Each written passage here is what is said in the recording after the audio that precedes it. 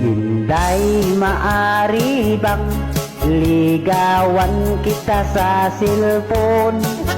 Tapos pag ako'y sinagot mo, always tayong dalawa mag-call.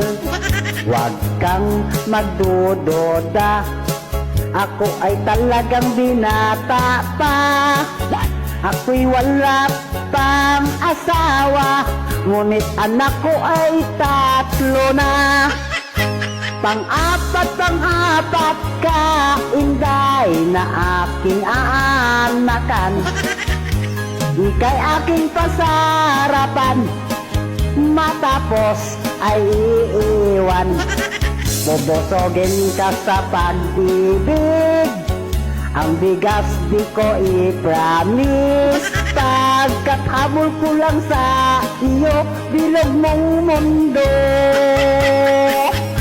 Libre ka lahat sa akin, bahay, pagkain, load mo pa, darling. Pira ko kasi sa bangko, di na mabilang sa dami nito.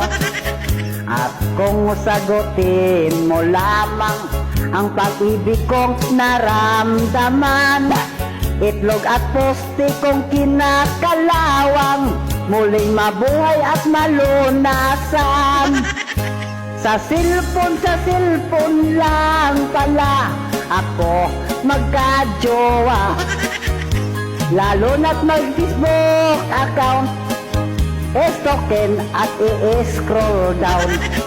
High-tech na ang panahon ngayon, hindi na tulad pa noon. Kaya't dumami ang babaero dahil dito.